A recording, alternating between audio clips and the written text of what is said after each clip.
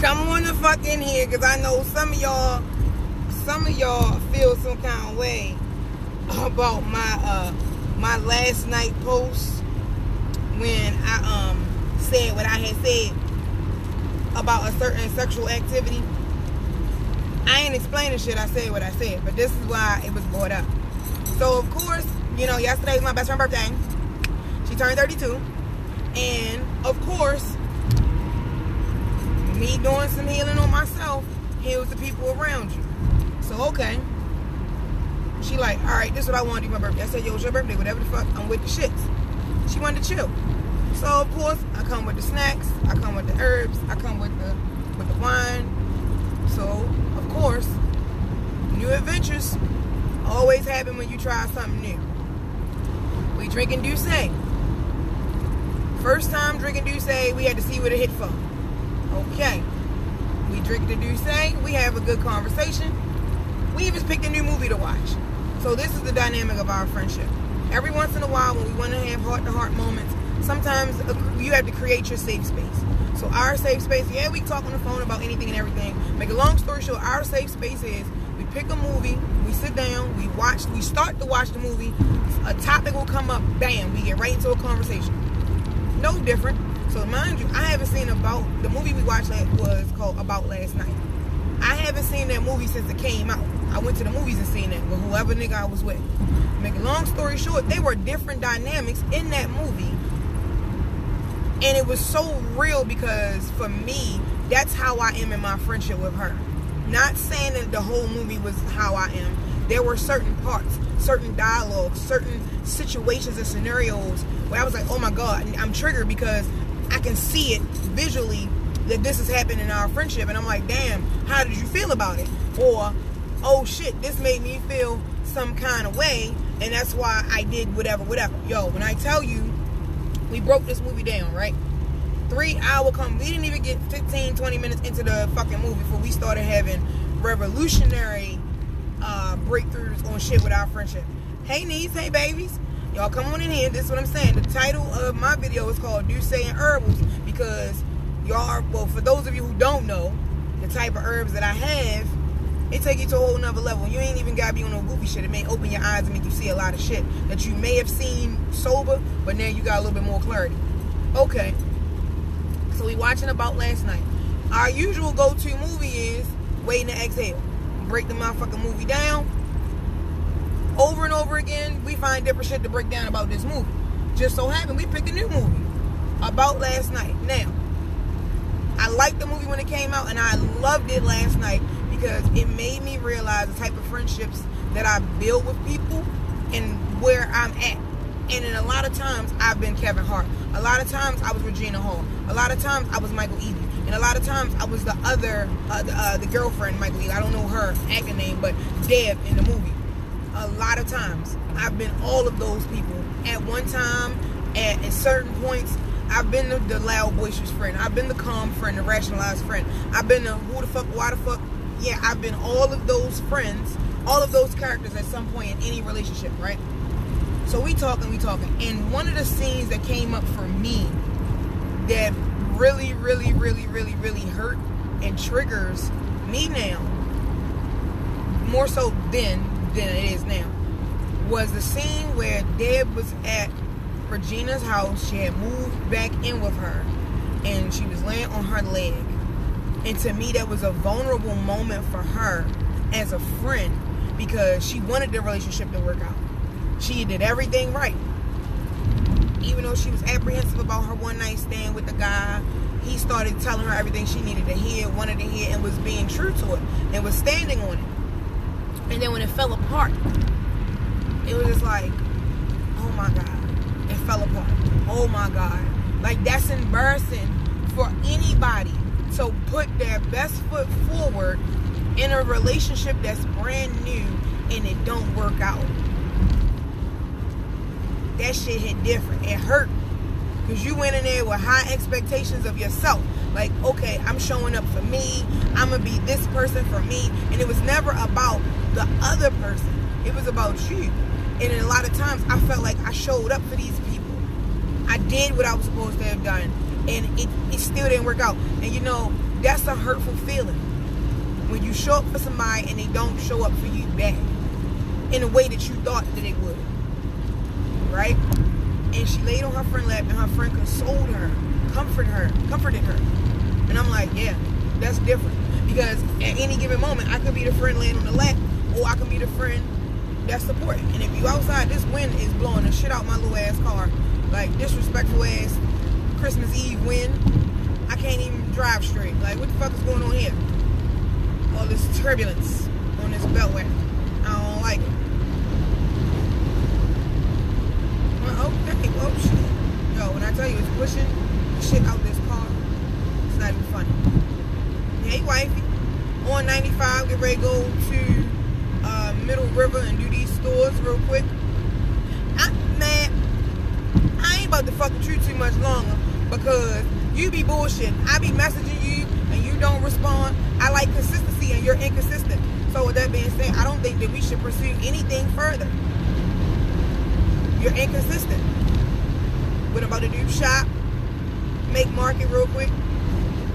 I need to find some crab meat. I kind of want to make seafood Alfredo for Christmas tomorrow because I don't really want a big traditional Christmas dinner because I'm going to my dad's for breakfast at some point. Hey, Cheekies. Oh, y'all missed the beginning of this.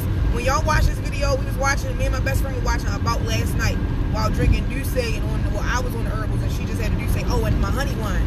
We was taking shots of everything and we had a real eye-opening moment because the dynamics in that movie, I have been all of those characters at one point. You ain't going nowhere. Alright, you ain't gotta go nowhere, but I mean, I ain't gonna keep talking to your ass even until you be consistent in what you say you was going to do. I'm holding you accountable, wife. I just said that. I'm different characters. Hey, baby cakes. Like, y'all really got... I'm gonna post it because I know a lot of y'all may not have seen that movie since it came out. And just watch it sober. And see if you pick up on the Easter eggs like I did. Kevin Hart, opening scene, Kevin Hart talking to Michael Ealy, Regina Hall talking to the other girl, and the conversation is, about one night stands. Bitch, I like, About Last Night. Kevin Hart, Regina Hall, Michael Ealy. I don't remember what year it came out, but it was like, a little, like probably 17, 15, 16, 17, whatever. Some kind, it's like, the movie's kind of old, but it's still good today. When it, watch the fucking movie. Somebody download it. I swear to God, this is how we gonna heal through this because I'm definitely in a different space where I can talk freely about a lot of the shit that was going on in my life. Now, granted, like I said, I'm the same person in every circle, and that movie made me realize why. Because at some point I was Kevin Hart. You know how he off the chain, and in the movie he talking fast, he moving fast. Regina Hall keeping up, and this is the dynamic outside of that movie. Regina Hall and Kevin Hart are really friends in real life. So it made the chemistry on camera that much better.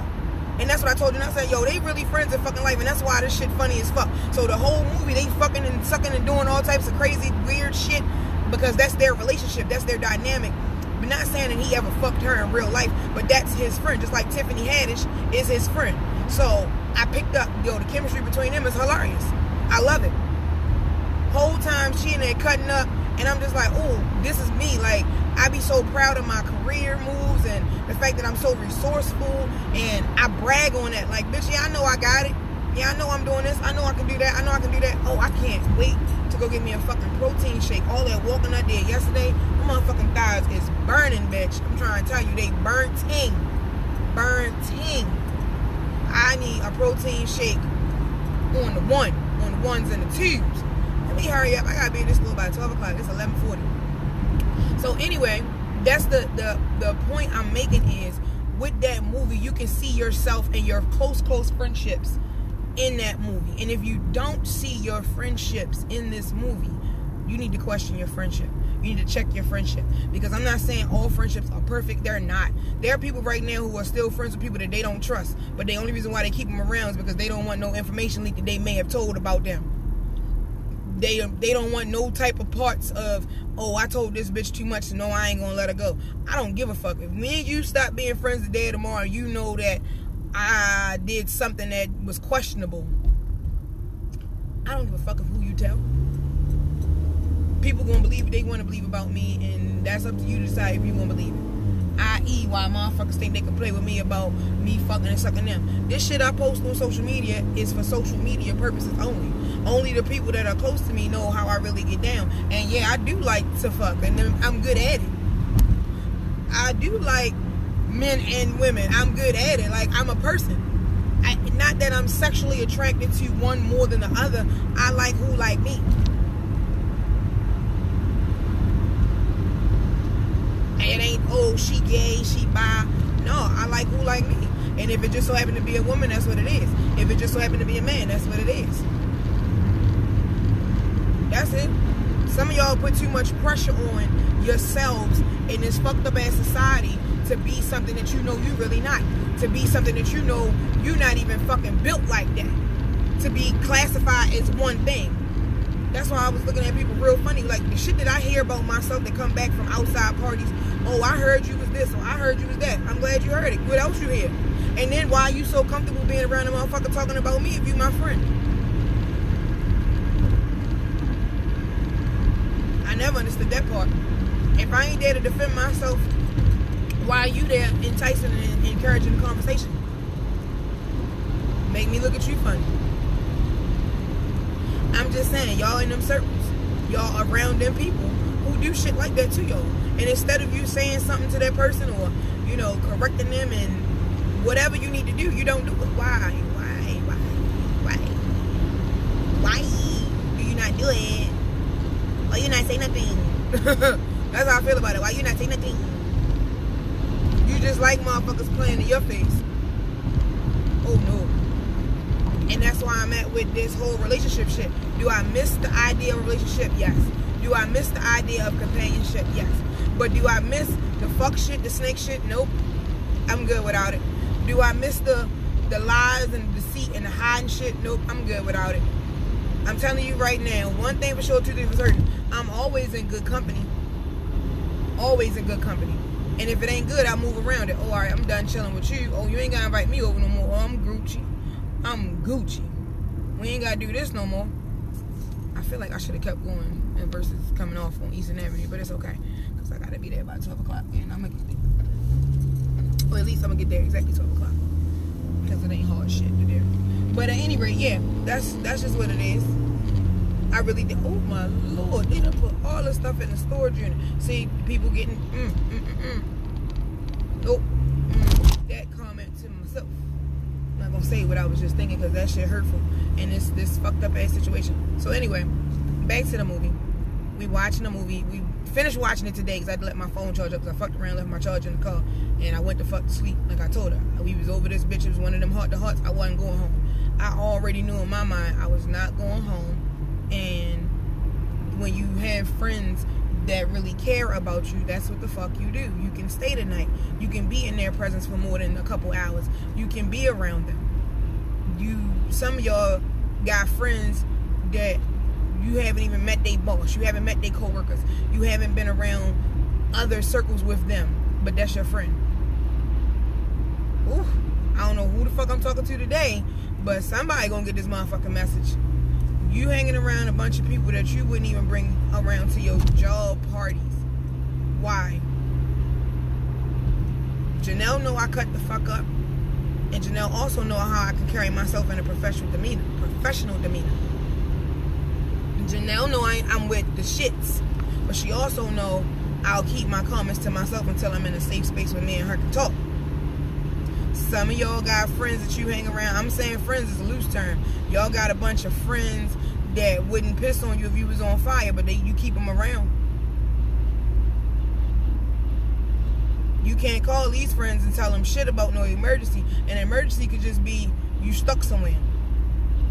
And when I say stuck somewhere, I don't mean like physically. You could be mentally fucked up, stuck.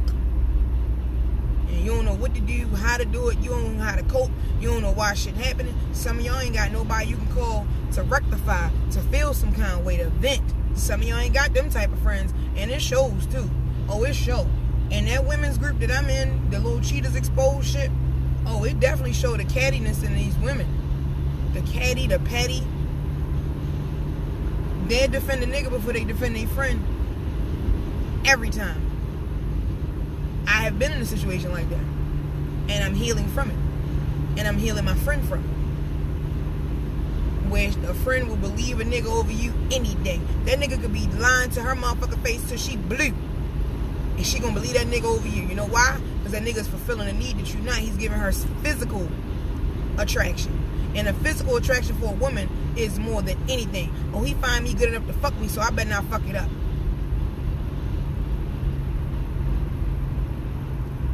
Oh, he find me good enough to hold my hand in public, I better not fuck it up. He's doing the minimum, sis. The minimum. He should hold your hand in public. He should find you attractive enough that he wants to fuck you. And it shouldn't be an obligatory act. Like, oh, just because I'm with this bitch, I gotta fuck her. If I ever, and let me just be clear, if I'm ever in a situation with a nigga and I feel like he only doing it because he feel like he should do it, not because he want to do it, I'm out.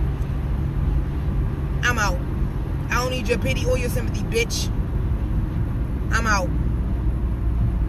I'm fucking out.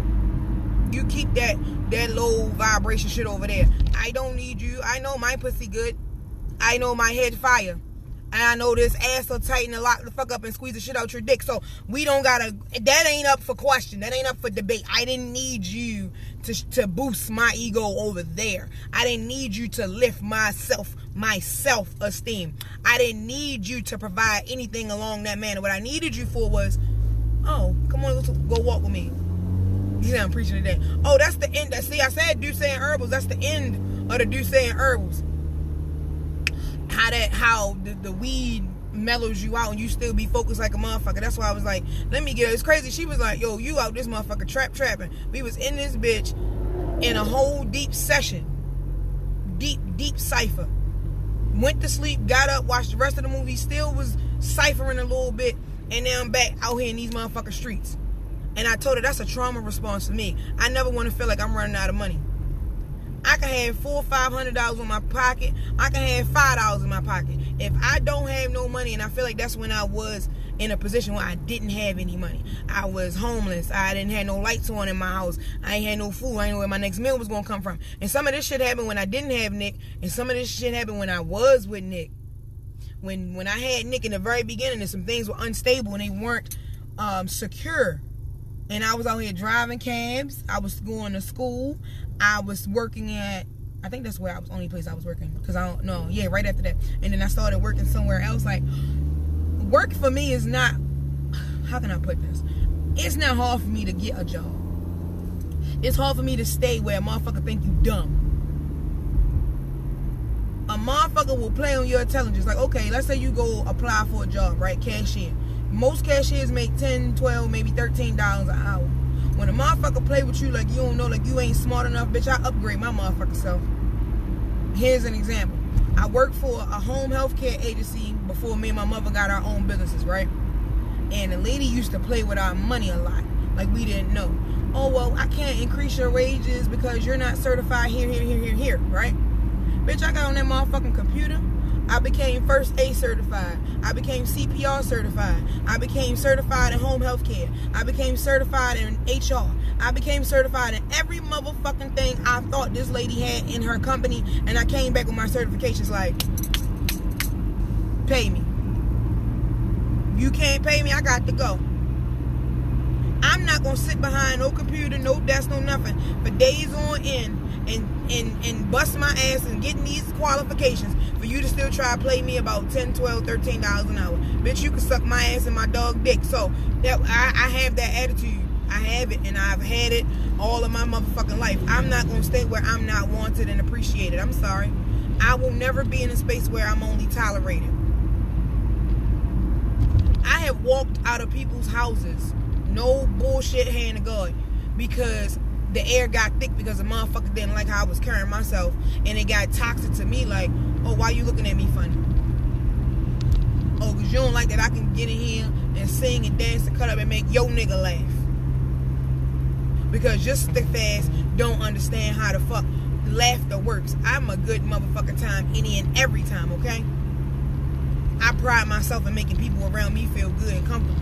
And if you're uncomfortable, let me pull you aside privately and ask you what's going on. Because maybe it might be something that you don't understand. Maybe it's something that you have been holding on to that don't got shit to do with where you at, but you came in the door already distracted and fucked up from the outside events that you can't enjoy yourself and you're feeling some kind of way. I'd rather you talk to me.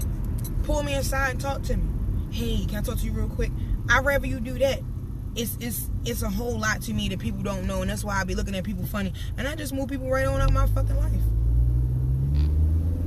I'm about to go in here, rock this shit out real quick, grab me a protein shake, and if y'all have any questions, well, you know what to do.